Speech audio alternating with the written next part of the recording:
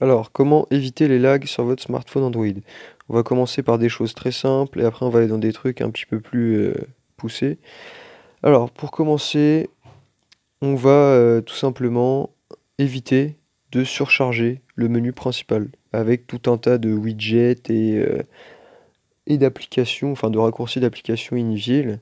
Voilà, on a tout ici, donc soit en bas, soit à gauche, soit en haut, ça dépend du téléphone. Ça sert à rien de rajouter une couche. Ensuite, pensez à tout le temps bien fermer toutes vos applications.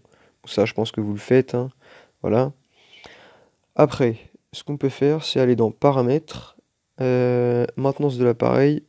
Là, il va chercher tous les fichiers qui servent à rien et ceux qui sont ouverts pour rien. Et il va tout fermer. Vous cliquez sur Optimiser et ça ferme tout et ça supprime tout ce qui sert à rien. Donc, comme vous pouvez voir, voilà, là j'ai 1,2 giga de mémoire disponible. Donc si j'avais pas, enfin si j'étais pas en excellent, je serais peut-être à beaucoup moins. Bref.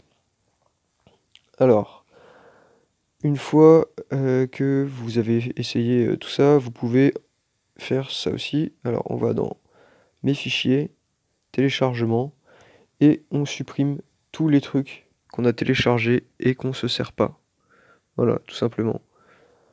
Après, vous pouvez aussi aller dans stockage interne, et dans stockage interne, on a aussi tout un tas de trucs. Des fois, il reste des fichiers d'applications qu'on a téléchargés anciennement, qui sont toujours là, mais qui servent à rien. Donc du coup, on les supprime. C'est totalement inutile. Ensuite, euh, là, on va aller dans les paramètres et on va aller dans les options de développeur. Si vous n'avez pas les options de développeur, vous allez dans À propos du téléphone et là, vous avez numéro de build. Après, ça dépend. Des fois, c'est numéro du modèle, numéro de d'autres, enfin c'est d'autres noms des fois, enfin ça change. Vous cliquez 7 fois dessus et ça va vous donner les paramètres développeurs. Alors si vous voyez que vous cliquez cette fois sur un des numéros et que ça marche pas, vous essayez sur un autre, hein. Voilà. Donc une fois qu'on a les options de développeur, on va dedans, on descend jusqu'à ici, donc jusqu'à dessin, et on va dans échelle animation fenêtre et on désactive les animations. Échelle animation transition, on désactive aussi. Échelle durée animateur, on désactive également.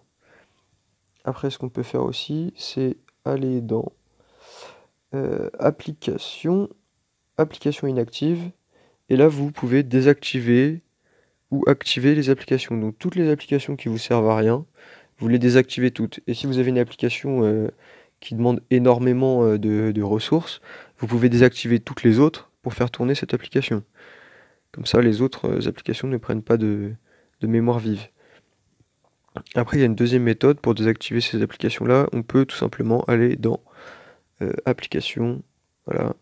Et là, vous avez toutes vos applications et vous pouvez les désactiver. Par exemple, Dictionnaire, moi j'ai désactivé. Excel désactivé également.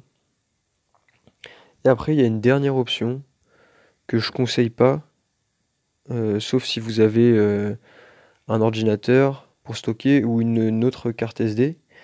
C'est de remettre le téléphone à l'état d'usine. Alors pour remettre le téléphone à l'état d'usine, je ferai une autre vidéo, je vous montrerai parce que là mon téléphone il est pas prêt pour que je puisse faire ça. Mais je vous expliquerai dans une autre vidéo. Donc si vous avez aimé, laissez un pouce bleu, abonnez-vous, laissez un commentaire, une critique, n'importe. Et salut salut.